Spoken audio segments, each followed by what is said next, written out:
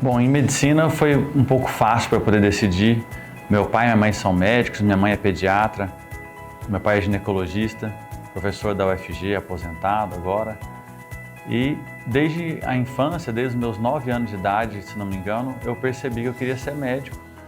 Já tive alguns problemas de saúde quando era mais novo e eu mesmo queria cuidar, fazer meus curativos, etc. Então, ali eu percebi que a vontade de cuidar e de ajudar outras pessoas também era algo que fazia parte da minha vida, assim como eu via os meus pais fazendo, né?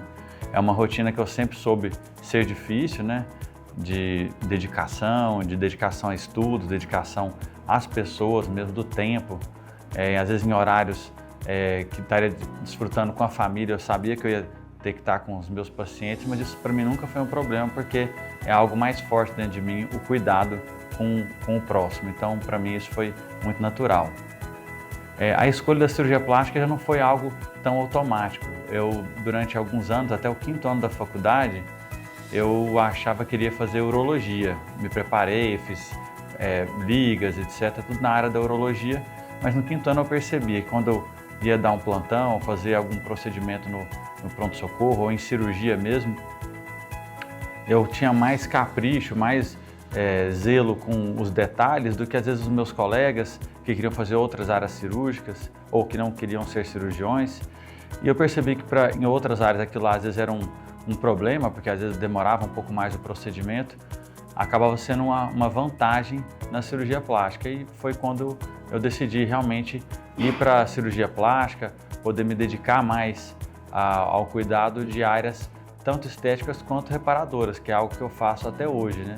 Mesmo com 15 anos de formado, eu acabo dividindo meu tempo em cirurgia reparadora e estética, que é o que eu acho que é o âmago da cirurgia plástica. Ela não é uma área só de cirurgia estética, nem só de cirurgia reparadora. Esse complemento, as coisas que na cirurgia reparadora me ajudam na cirurgia estética e vice-versa. Às vezes os detalhamentos da cirurgia estética que me ajudam a ter um melhor resultado na cirurgia reparadora também. Então, são coisas que me levaram a buscar a cirurgia plástica. Então, já sabendo que eu queria ser médico desde a minha infância, a minha formação no 2º grau, eu estudei no WR, que era uma escola já muito voltada para quem queria fazer medicina. Isso me ajudou a me preparar para as provas que viriam pela frente. Eu sou da 2ª turma do colégio WR, então a nossa turma foi uma das primeiras a fazer vestibular e ter um sucesso. E eu decidi já ir para São Paulo, mais ou menos no meio do ano, do 3º ano do colegial, eu já decidido que eu queria ir para São Paulo. Meu irmão já estava lá, fazia faculdade de Direito na USP, ele estava sozinho, estava se sentindo muito só lá, e eu falei, não, eu vou fazer minha faculdade em São Paulo, agora só basta eu passar no vestibular, né, que é um detalhe que a gente não tem controle.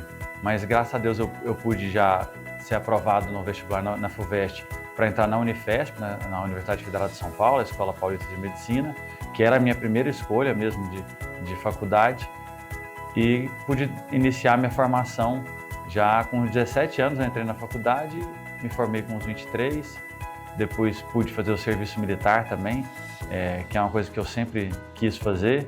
Então servi como médico, como tenente médico, e depois já entrar na residência de cirurgia geral lá na Unifesp mesmo, e depois de 2 anos de cirurgia geral fazer a prova para cirurgia plástica, que é o que eu tinha decidido fazer já no 5º ano da faculdade. Então foi o caminho que eu acabei sonhando e consegui realizar do jeito que eu tinha programado. Fiz a minha formação em cirurgia plástica numa escola que tinha uma formação em cirurgia estética um pouco mais intensa também, que é no Instituto de Cirurgia Plástica Santa Cruz. Meu chefe era o Dr. José Marques Mélega, que infelizmente já partiu, mas que foi muito importante na minha formação como pessoa, como cirurgião e como cirurgião plástico também.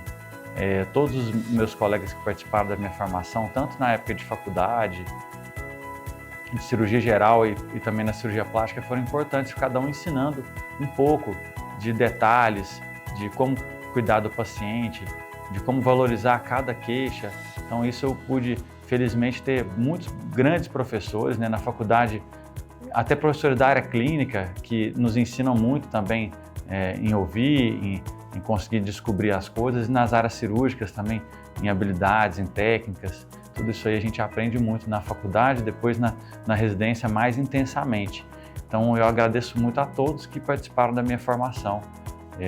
E na cirurgia plástica depois na escola do Dr. Mélega, o meu professor, o Dr. Mélega, ele foi o editor-chefe do Tratado de Cirurgia Plástica Brasileiro, o maior tratado que tem, no qual eu pude ter o prazer de ter um capítulo também na sua versão mais reduzida, que eles chamam de Meleguinha, que é um livro um pouco mais compacto. Eu pude fazer parte de um capítulo. E também diversos congressos, cursos que a gente organizava também na época de formação, que eu acabava sendo responsável por organizar alguns desses cursos. E depois pude ir também para o exterior, estudar a cirurgia de face, pude também a formação em cirurgia de contorno corporal, depois com o maior nome da cirurgia plástica mundial no contorno corporal, que é o professor Alfredo Royos. Pude fazer também cursos em enxertias musculares com um dos colegas que criou a enxertia abdominal, que é chamada de Graft. Eu sou acreditado também pelo próprio criador da técnica, o professor Maurício Viaro. Então é um prazer a gente poder aprender cada área mais a fundo, com quem criou, com os detalhamentos, com o que cada coisa pode te adicionar de técnica, mas sobretudo também o aprendizado mesmo da experiência, de que caminho tomar, de como fazer. Que a cirurgia plástica ela não tem um caminho só, tem diversos, e não existe uma verdade única. Existem técnicas, existem opções, e às vezes para cada paciente existe uma opção que é melhor.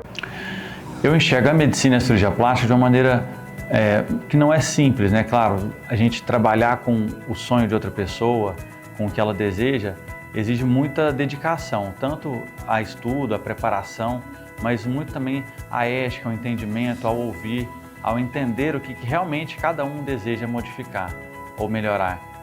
Isso não é fácil, a gente precisa de dedicar na parte técnica, mas muitas vezes também na parte emocional do entendimento, como a gente pode modificar cada pessoa, a retomar, e cada indivíduo é único. Então, algumas cirurgias valem para uma paciente, mas para outra tem que ser feito de uma maneira totalmente diferente para poder surtir o efeito e o desejo que aquela pessoa deseja.